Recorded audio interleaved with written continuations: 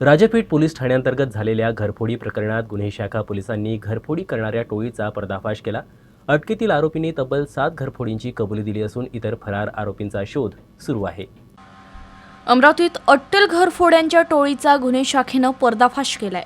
Rajapeth police ठाण्याच्या हद्दीत झालेल्या घरफोडीच्या तपासादरम्यान गुन्हे शाखा युनिट क्रमांक 1 च्या पथकानं ही कारवाई केली।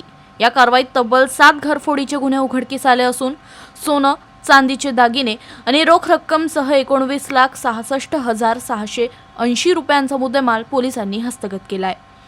सामरानगर येथील प्रेमानंद रत्नाकर शिंदे हे 25 जुलै रोजी कुटुंबासह चिखलदरा इथं गेले होते। 26 जुलै रोजी घरी परतल्यानंतर त्यांच्या घराच्या मुख्य दरवाजाचे ऑटोमॅटिक लॉक तुटलेलं आढळलं।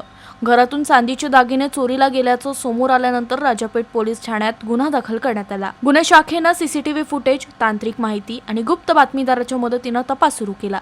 तपासादरम्यान बडनेरा परिसरातील एका इसमाचा या चोरीशी संबंध असल्याची माहिती पोलिसांना मिळाली। त्यानुसार 20 ऑगस्ट रोजी सापळा रचून संशयिताला ताब्यात घेण्यात आलं।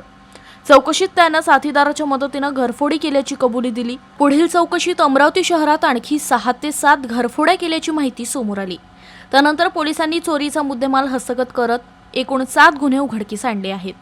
जप्त मुद्देमाल आणि आरोपीला पुढील तपासासाठी राजापेठ पोलिसांच्या ताब्यात देण्यात आलं असून टोळीतील इतर आरोपींचा शोध सुरू आहे।